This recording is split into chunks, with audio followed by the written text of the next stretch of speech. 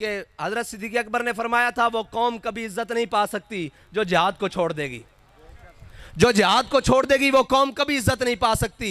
तुम कयामत तक IMF नहीं, स्विस बैंक नहीं, तमाम दुनिया के दरवाज़ों के ऊपर कशकोल उठाकर फिरो और तुम्हारे कशकोल कोई डॉलरों से भर दे, कोई चाइनीज़ करेंसी से भर दे, कोई पौंडों से भर दे, कोई रियालों से भर दे, कोई यूरो से भर दे, तुम कभी खुशहाल नहीं हो सकते। तुम्हारे लिए खुशहाल होने का रास्ता एक ही है जो हज़रत साद बिन रबी ने बताया था कि अगर तुम में से कोई एक भी जिंदा हुआ और हुजूर की इज्जत तक कोई बंदा पहुंच गया तो उसके जिंदा रहने के अल्लाह ताला उसके उज़र को कबूल नहीं करेगा। आज भी इज्जत चाहते हो, आज भी अजमत चाहते हो, आज भी खुशहाली चाहते हो तो आओ हुजूर के दीन की तरफ, आओ हुजूर के दीन के साथ, हुजूर की नामूस रिसालत पर पहरा दे दो, हुजूर सईद आलम सल्लल्लाहु अलैहि वसल्लम की इज्जत की बात करो।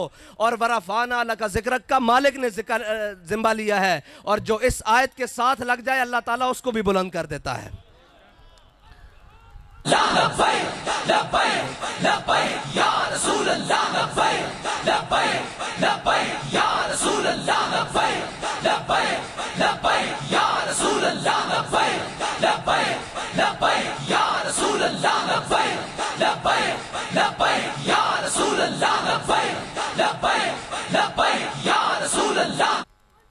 दुआओं की ज़रूरत है।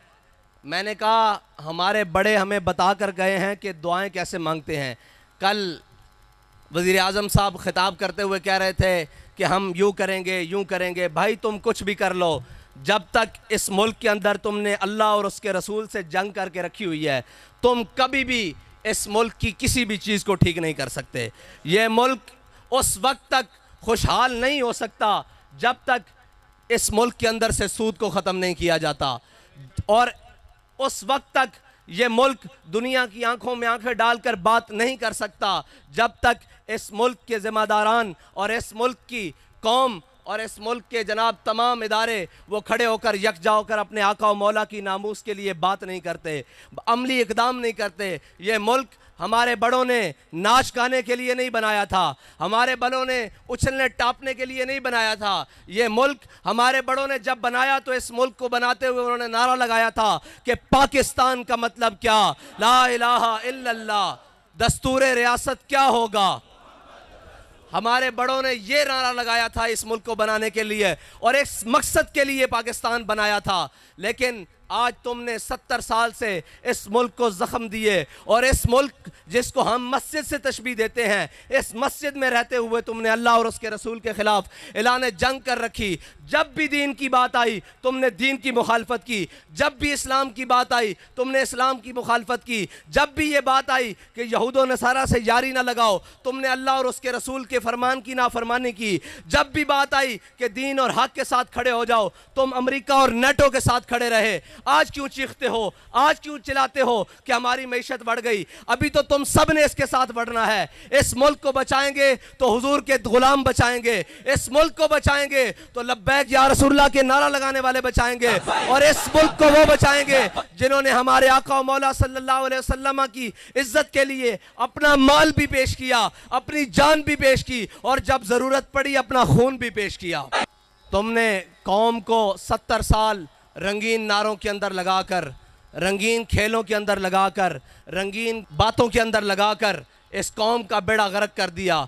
इसको आज तक सच्ची बात पहुंचने दी गई। ये कहते हैं जी वो मीडिया मैनेजमेंट। मैंने कहा भाई इससे बड़ी मीडिया मैनेजमेंट क्या है कि हम घर से निकलते हैं या हम जलसे का ऐलान करते हैं तो उस मकामी घरों में रहने वाली छोटी छोटी बच्चियों को भी मालूम होता है कि आज लब्बैक वाले जलसा कर रहे हैं, तो जिनके मोड़ों के ऊपर 10-10 किलो के कैमरे हैं उनको नहीं मालूम होता कि यहाँ जलसा हो रहा है। इनकी मजबूरी है, ये हमारे जलसे दिखा नहीं सकते। अगर ये तस्वीरें पूरी दुनिया को दिखा दी जाएं, ये जनाब मंजर पूरी दुनिया को दिखा दी जाएं तो सारा आलम कुफर इनके पाँव में नहीं पड़ेगा कि भाई ये कौन लोग हैं जो बगैर वसाइल के, जो इतने मुश्किल हालात में भी, इतनी सख्त गर्मी में भी हुजूर का नाम लेने के लिए सारे जमा होकर बैठे हैं। कोई बिरयानी के लिए नहीं आया, कोई कीमे के नान के लिए नहीं आया, कोई किसी देग के लिए नहीं आया, कोई 1000 रुपया लेकर नहीं आया।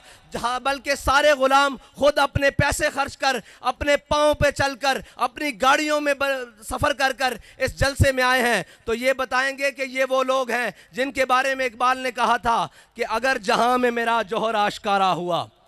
इकबाल कहता है ये सारी चीज़ें, ये सारे वसाइल, ये दुनिया के तमाम चीज़ें, इकबाल कहता है इन चीज़ों की इस्लाम में कोई हैसियत नहीं है, अगरचे ज़रबी हैं जहां में काजिल हाजात। इकबाल कहता है मानता हूँ ये जिनके पास 4 पैसे थे, और बात यह है कि हमारे बड़ों ने हमेशा रस्ताई फ़क्र का इस्तेमाल किया है, रस्ताई फ़क्र का इख्तियार किया है। एक फ़क्र सिखाता है सयाद को नखचेरी, एक फ़क्र से खुलते हैं असरार जहांगीरी, एक फ़क्र से कौमों में मिस्कीनी और दिलगिरी, एक फ़क्र से मट्टी में खासियत अक्सीरी। हमारे बड़ों ने हज़रत इमाम हुसैन से लेकर मेरे आका मौला सल्लल्लाहु अलैहि वसल्लम का फरमान आलिशान है कि अल फ़क्र फ़ख्री, फ़क्र मेरा फ़ख्र है। इस फ़क्र को लेते हुए ही हमारे अमीरुल मुजाहिदीन ने एक GLI गाड़ी पे पूरी दुनिया के अंदर पैगाम दे दिया, फिर कर पूरे पाकिस्तान की गली गली में पैगाम दे दिया। हमें वो बता कर गए हैं कि इस रास्ते को इख्तियार करोगे तो हमेशा अल्लाह ताला तुम्हारी मदद करेगा। ये हमारे सारे शूरा वाले, ये सारे ज़िम्मेदारान बैठे हैं, इनसे पूछें कि जब भी हम बेसर व सामानी के आलम में, जब भी हम बेसर व सामानी के आलम में, फैज़ाबाद का मार्का हो, वज़ीराबाद का मार्का हो, कोई भी जगह हो, हम जब भी बेसर व सामानी के आलम में निकले हैं अल्लाह ने अपनी मदद ज़रूर भेजी है। और ये याद रखना, जब हमारा ध्यान दुनिया के मालो दौलत की तरफ हो गया, दुनिया के ज़र की तरफ हो गया, उस दिन याद रखना हो सकता है तुम्हारी तादाद में इससे डबल इजाफा हो जाए, हो सकता है तुम्हारी तादाद इससे 3 गुना हो जाए, लेकिन याद रखना उस दिन रब की मदद नहीं आएगी। और जब रब की मदद ना आए तो बंदा सवाबी से उड़ता है हेलीकॉप्टर में, बंदा उड़ता वहां से पेशावर में हेलीकॉप्टर में पेशावर मोड़ पर आता है और उस जाते हुए अपने कार को कहता है कि तुम डी चौक में पहुंचो, मैं पीछे खड़ा रहूंगा। हमारे कायद ने हमारी ये तरबियत की नहीं है, हमें ये कहने की ज़रूरत नहीं पड़ती कि आगे से रास्ता साफ करो। हम अभी मीलों पीछे होते हैं तो फतह का झंडा पहले वहां गाड़ दिया जाता है। मैं इसलिए बता रहा हूं आपको कि कभी अपनी गिनती के ऊपर नाज ना करना, कभी अपने मालो ज़र के ऊपर नाज ना करना। अगर हमें नाज है तो अल्लाह और उसके रसूल की नुसरत के ऊपर नाज है। हम इस यकीन से निकलते हैं कि हम तादाद में थोड़े हों, हम तादाद में चंद रह जाएं, लेकिन अल्लाह ताला हमें जलील नहीं होने देगा। अल्लाह ताला हमारे जिल्लत के तोक हमारे गले में नहीं डालेगा, क्योंकि हम उसके आसरे पर निकले हैं, उसके यकीन पर निकले हैं। और जिसको सहारा हो बूटों का, और जिसको सहारा हो चंद ताजरों का, जिसको सहारा हो चंद ब्लैकियों का, उसके साथ तो ये जिल्लत अभी थोड़ी है।